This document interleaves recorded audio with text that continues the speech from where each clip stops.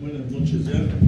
Pues le agradezco mucho a Ambrosio Velasco y a Miguel Concha su invitación a estar esta tarde-noche con ustedes y en este panel de lujo, pues encabezado por Juan Ramón de la Fuente, nuestro muy estimado y respetado rector magnífico de la UNAM, pues podría decirse en lenguaje clásico, universitario. Yo tuve la fortuna y el privilegio de formar parte de la Junta de Gobierno durante prácticamente todo el rectorado de Juan Ramón, quien pues me confirió el honor de invitarme a participar en aquella comisión de garantías del plebiscito convocado por él para tratar de resolver universitaria y pacíficamente aquella tremenda huelga de fin de ciclo. Y a partir de ahí, pues sin haberme yo alejado de mis tareas universitarias, pues descubrí que en lo que me quedara de vida, lo mejor que podía hacer de ella era dedicarme tiempo completo y medio a la universidad. Y eso es lo que he tratado de hacer a partir de entonces, ilustrado por esa experiencia, pues no fácilmente transferible, la verdad, pero tremendamente enriquecedora, que dan los órganos colegiados de la universidad y particularmente la Junta de Gobierno. Me tocó atestiguar y en parte acompañar la enorme tarea de Juan Ramón dedicada a reconstruir nuestra imagen, que lo pudimos constatar por los métodos demoscópicos, ¿no? Estaba en el suelo o por abajo del suelo, sin que necesariamente nos hubiéramos dado plena cuenta de ello los habitantes de este pueblo universitario, y al mismo tiempo que reconstruir esta imagen dándole valor ante la sociedad, reconstruir un tejido comunitario muy afectado, muy dañado, en algunos flancos, yo diría que incluso destruido por la huelga y la manera en que ésta se desenvolvió. Yo creo que fue una tarea admirable y a mí pues, realmente se lo agradezco aquí en público como lo he hecho en privado. Para mí fue realmente muy honroso haber podido tomar parte en este esfuerzo y compartir con él pues los trabajos y los días en algunos momentos muy angustiosos y amargos de aquellos años duros en que afortunadamente se logró poner a la universidad en el rumbo de lo que debe ser una gran universidad nacional y, como él ha insistido ahora en su comunicación, autónoma. Y bueno, yo rescaté de mis archivos desordenados una reflexión en donde trataba yo de actualizar el pensamiento de Sierra, de Justo Sierra, como referencia importante y valiosa para plantearnos la universidad de hoy y la universidad de mañana. Y ahí encontré, sobre todo en el discurso inaugural de Don Justo, proposiciones que son increíblemente presentes, actuales y muy valiosas para la discusión sobre la universidad del presente y la que queremos para el futuro. Pero bueno, después de escuchar dos enormes comunicaciones sobre el tema, pues yo voy a dejar eso a un lado, simplemente sí recordando que tenemos fechas, ¿no? sobre los cuales hay que volver para afrontar el tema que nos convocó, que es universidad y Estado. Quizás la primera gran fecha sea precisamente 1910, cuando en la dictadura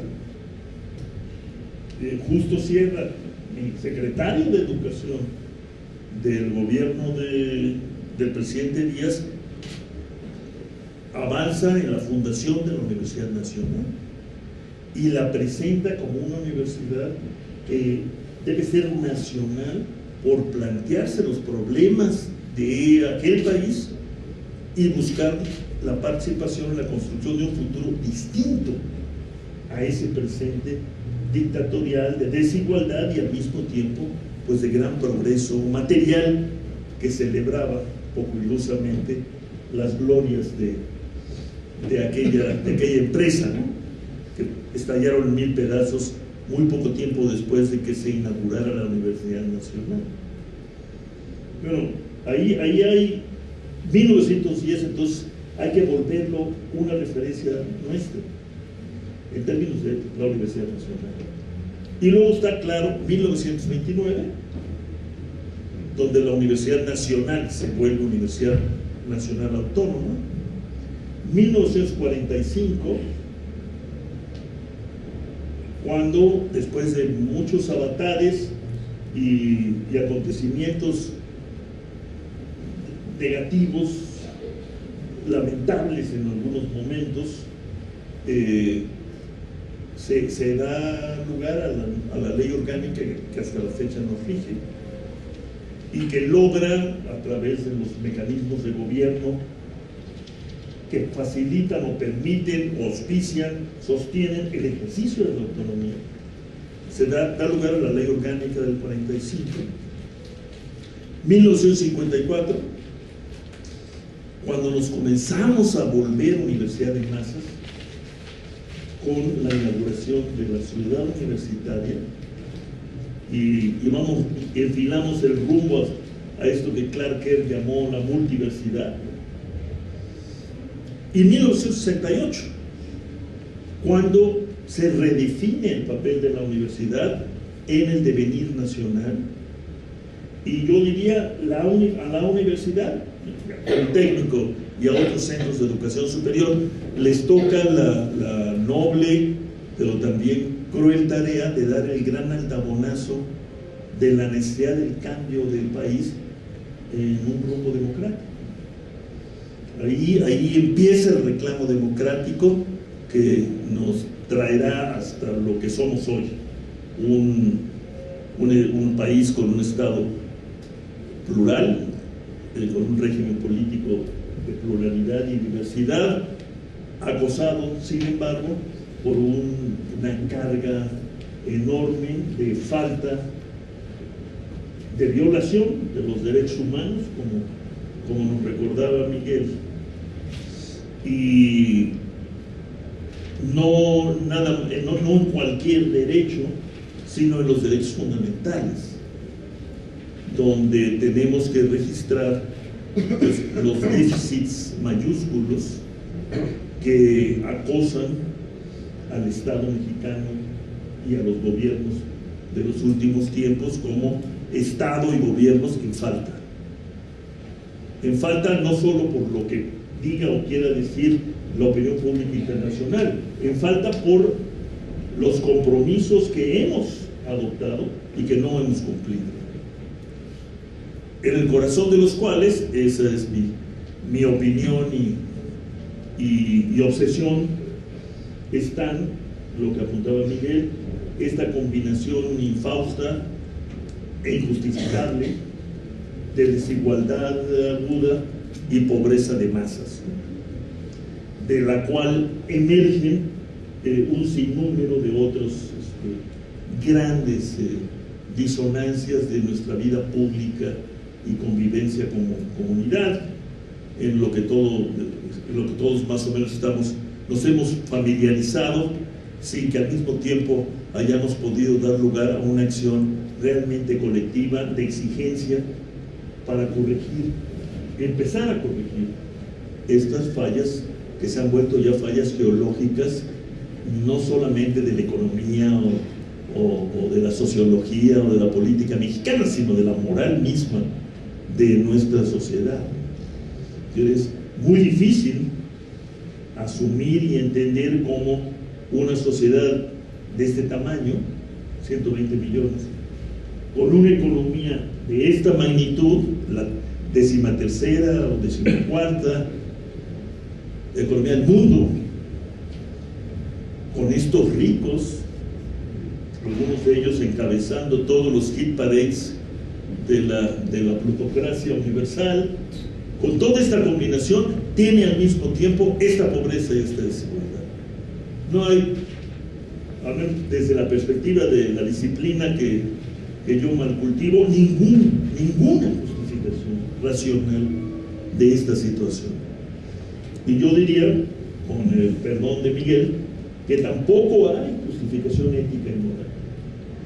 Y entonces estar en falta con respecto a los compromisos, por ejemplo, los que él mencionaba, el Pacto Internacional de los DESC y la ampliación y renovación del Pacto de San Salvador, la propia Carta de las Naciones Unidas de San Francisco, todas ellas signadas por nosotros, no hacemos honor a ello, no hace honor a ello el Estado mexicano, pero tampoco hacemos honor a ello nosotros, la sociedad mexicana.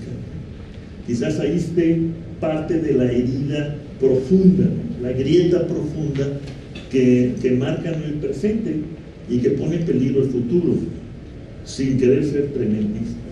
Bueno, dicho todo esto, diría, bueno, hemos escuchado una narración que yo espero que se extienda a un buen libro, a un sabroso libro de Juan Ramón, sobre su experiencia personal, que fue también, como he dicho, la experiencia de muchos de nosotros, que fue, al final de cuentas, como lo dice, la relación actual, moderna, digamos, de la Universidad Nacional Autónoma de México con el Estado y sus gobernantes. Y esa es una experiencia muy rica de conflicto, equilibrismo, fortuna, destreza, que no se puede juzgar sumariamente. El eje, la clave de esta relación, lo saco yo de lo dicho por Juan Ramón, es la defensa y el ejercicio de la autonomía, que es, al final de cuentas, como ambos nos lo dijeron, un componente de nuestra Constitución como Estado. Es cierto que también sirvió para soslayar las obligaciones del Estado con respecto a la universidad en algún momento, pero fue un momento contingente de la política. Lo que queda muy claro en este arco largo del 29 a la reforma del tercero por parte del presidente López Portillo y a nuestra crisis de fin de siglo y la reconstitución de la UNAM, es que la autonomía nos aparece siempre, una y otra vez, como un componente insoslayable, yo diría insustituible, de la Constitución Nacional de nuestro Estado. Y consecuentemente no se puede jugar con ella, porque afectaríamos la propia Constitución del Estado Nacional.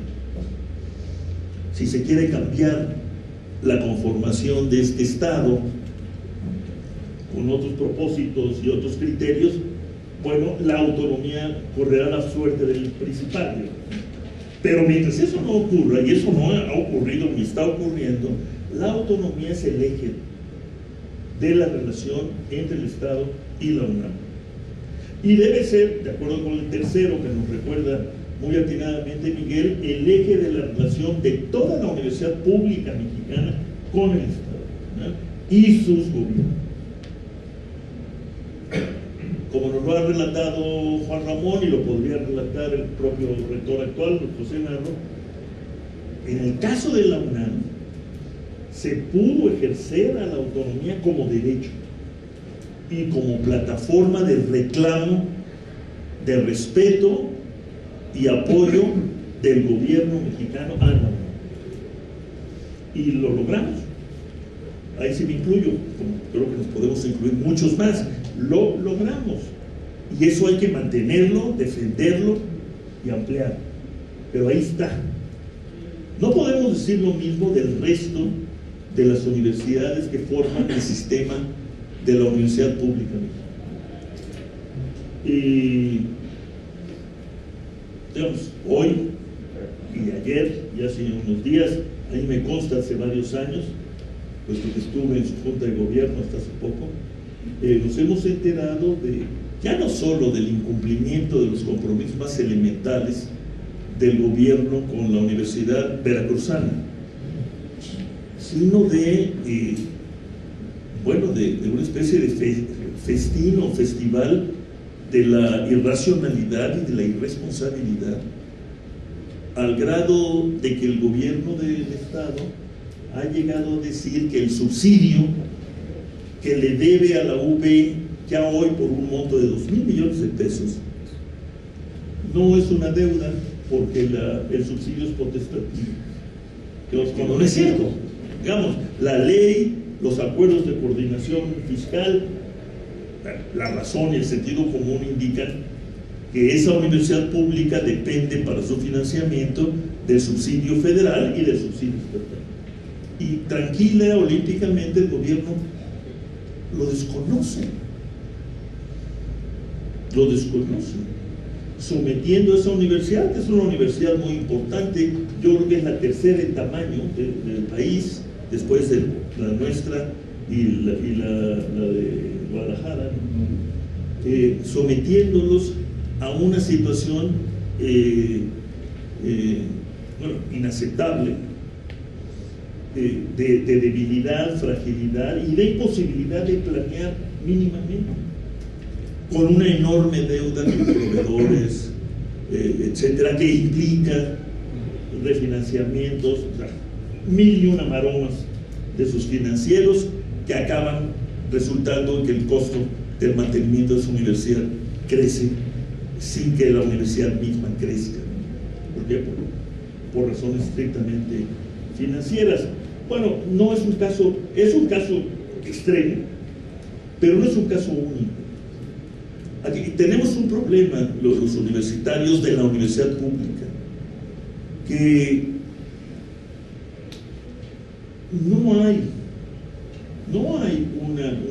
una concepción profunda de los dirigentes del Estado mexicano respecto de la importancia que tiene la educación pública superior, a pesar de los compromisos consagrados en el artículo 3. No hay. Es prescindible, muy latosa. Es algo con lo que hay que lidiar en cada momento, en cada coyuntura, pero no es algo que forme parte del proyecto, digamos, de los gobiernos del Estado Nacional. Y eso es algo muy grave, porque yéndonos a los datos, cifras y referencias que nos daba Miguel,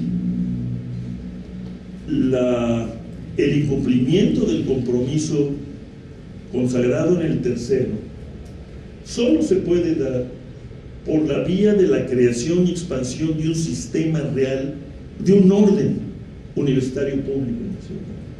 No se puede dar con cargo a la UNAM, el POLI y la UAM, como a veces pasa, por lo menos el nivel de las noticias y de los discursos y el reclamo de los jóvenes y sus padres que no han logrado entrar. Podemos imaginar estas tres grandes entidades creciendo un poco más, pero no las podemos imaginar como las entidades que puedan solucionar este gran problema, que se resume en otra cifra que no mencionó Miguel, pero en la misma sintonía. No más de 33% de los jóvenes en edad de estar en la educación superior están. Una parte de estos puede ser no aceptados o excluidos o rechazados, como queramos llamar, pero la mayor parte no. La mayor parte son jóvenes desertores desde la secundaria, que se fueron de ahí o porque se aburrían o porque tenían que trabajar, este es el principal de los casos, para apoyar a sus familias, y luego porque encontraron oportunidades no mencionables de empleo y emolumento. Esa es la terrible realidad de la juventud nacional. Y yo creo que es un momento en que sí habría que plantearse el tema de la creación de un sistema público nacional de educación superior. No estoy muy de acuerdo con los juicios de Miguel sobre la educación tecnológica y politécnica. Yo creo que necesitamos no lo que hay, sino mucho más en esta materia. Pero por otro lado, en efecto, tenemos que pasar a revista el currículum impuesto en estas modalidades. Yo no creo que la tecnología, la educación politécnica, la capacitación, el adiestramiento estén reñidos con la cultura y la formación humanista. No creo que algún educador pueda demostrarnos que para tener buenos torneros o buenos operadores de máquinas de control numérico se requiere olvidar a Platón o despreciar a Freud o negarse a escuchar a Mozart. No es cierto.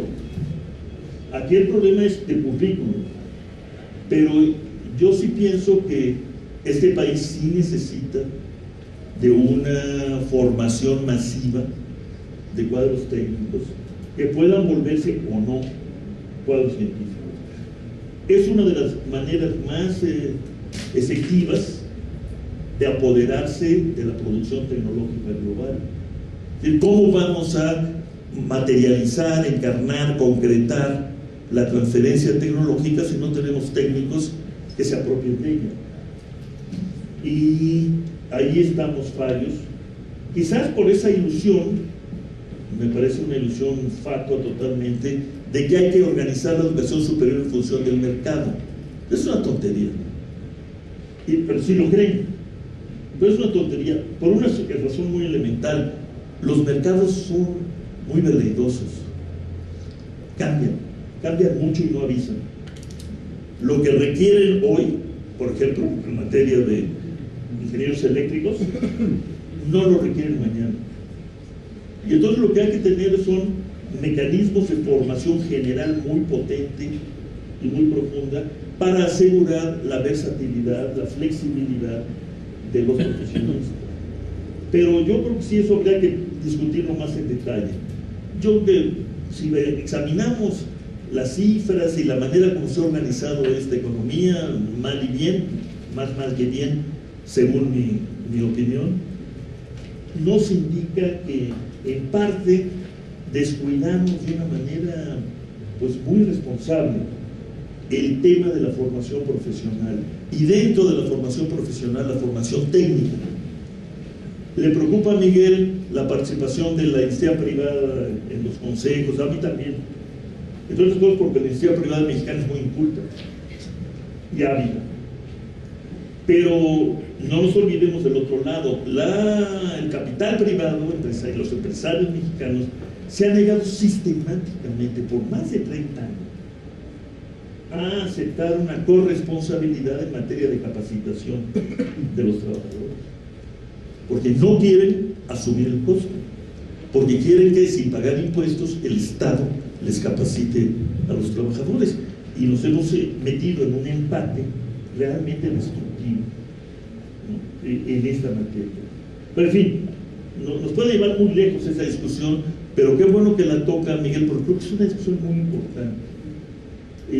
Creo que podríamos demostrar que el currículum para los técnicos, tecnólogos, ingenieros que requerimos puede ser enriquecido con la formación humanística y la cultura, y el cultivo de la cultura, para redundar, que se hace en otros países, y que hay modalidades varias que pueden combinar la formación de técnicos y al mismo tiempo sedes como plataformas para el paso a la educación superior universitaria tradicional, si así lo desean los jóvenes del caso.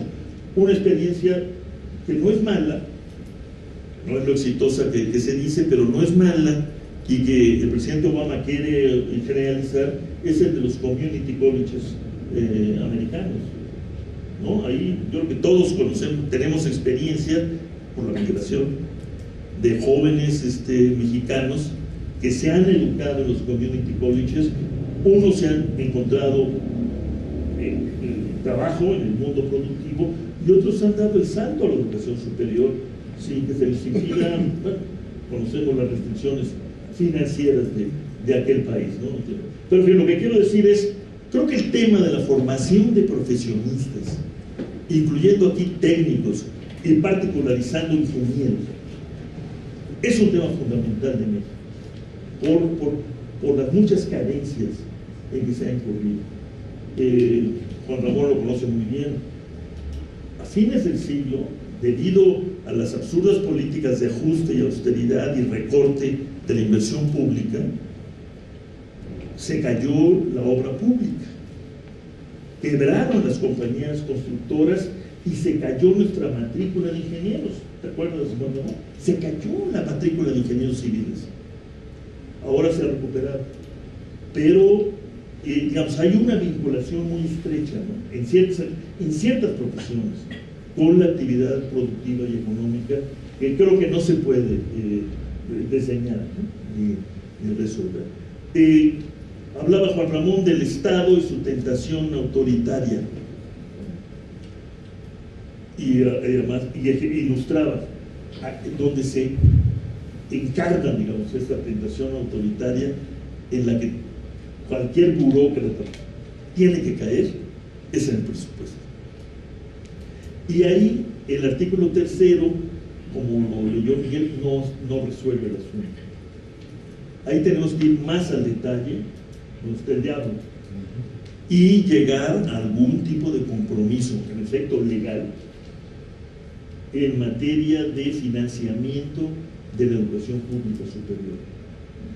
Yo no sé, pero me parece que el hecho de que de aquella consagración de la autonomía a nivel constitucional iniciada por el presidente López Portillo, se debía haber pasado una ley universitaria, o una ley de universidad, que no tenemos. Y entonces tenemos extremos grotescos como el que relaté hace rato del gobernador Duarte respecto de su universidad, pero también lo ha sufrido la Universidad de Sonora, lo sufre diariamente el Colegio de Sonora, y creo que lo sufren varias. Bueno, la Universidad de Guadalajara lo sufrió, pero claro, con esa fuerza de movilización y esa capacidad de maniobra que tienen los colegas de la UDG, pues corrigieron, ¿no?, el exceso en el que quería incurrir el gobernador. Pero es exactamente un ejemplo más de esta tentación autoritaria del Estado respecto de la universidad, que se instrumenta sobre todo a partir del presupuesto.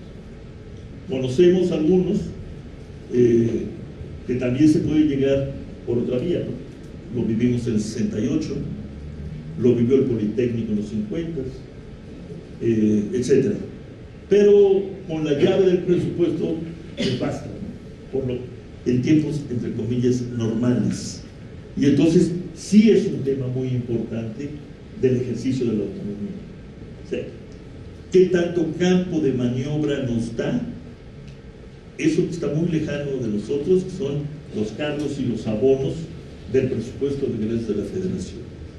Entonces, es un tema que bueno que lo tocaron, es un tema muy importante, porque como bien dijo Juan Ramón, el que paga manda no puede ser el principio que organice la relación entre el Estado y la universidad.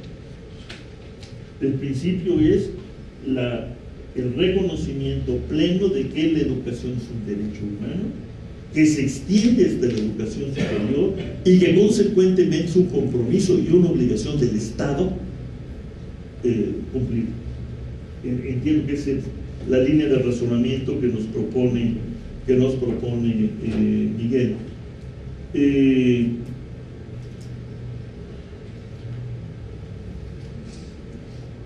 Yo de lo que cuenta Juan Ramón, anoté una línea.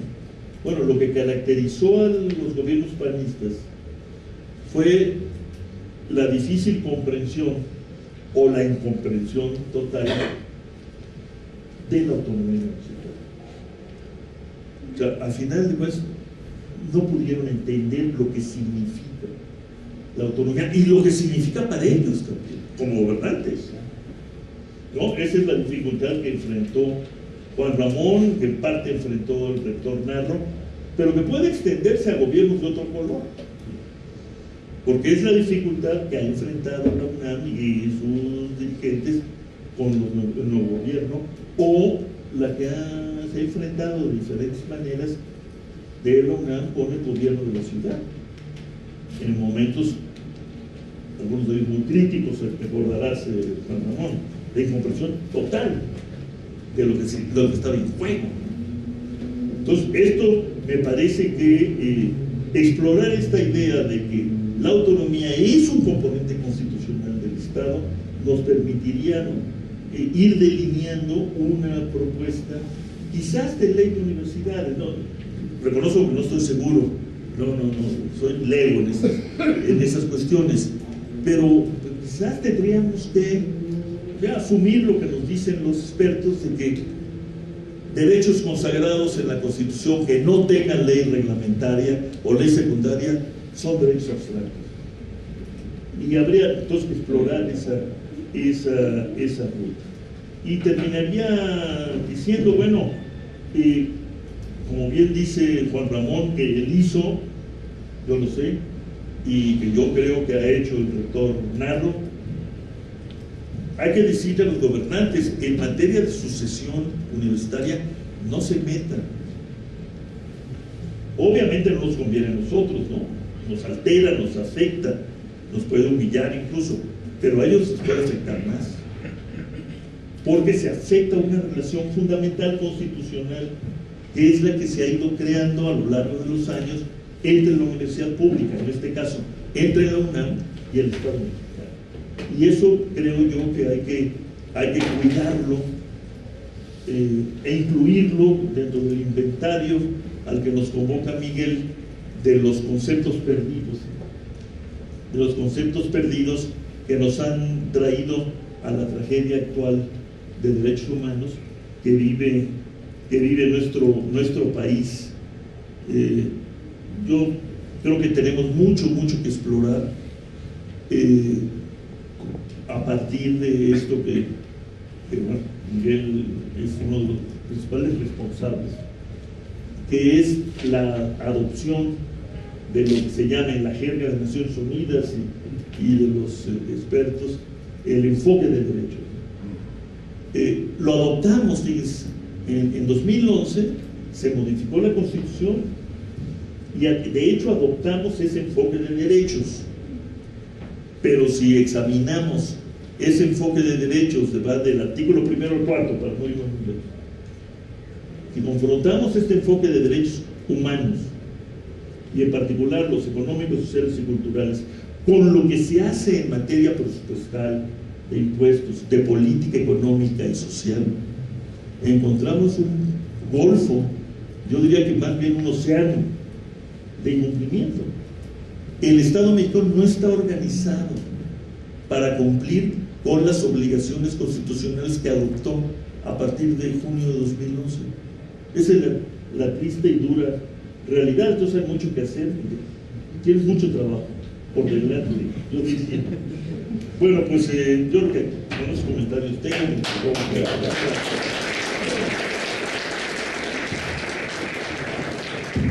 Muchas gracias. Era dedicarme tiempo completo y medio a la universidad, y eso es lo que he tratado de hacer a partir de entonces, ilustrado por esa experiencia, pues no fácilmente transferible, la verdad, pero tremendamente enriquecedora, que dan los órganos colegiados de la universidad y particularmente la Junta de Gobierno. Me tocó atestiguar y en parte acompañar la enorme tarea de Juan Ramón dedicada a reconstruir nuestra imagen de la Junta de Gobierno durante prácticamente todo el rectorado de Juan Ramón, quien pues me confirió el honor de invitarme a participar en aquella comisión de garantías del plebiscito convocado por él para tratar de resolver universitaria y pacíficamente aquella tremenda huelga de fin de ciclo. Y a partir de ahí, pues sin haberme yo alejado de mis tareas universitarias, pues descubrí que en lo que me quedara de vida, lo mejor que podía hacer de ella. Buenas noches ya.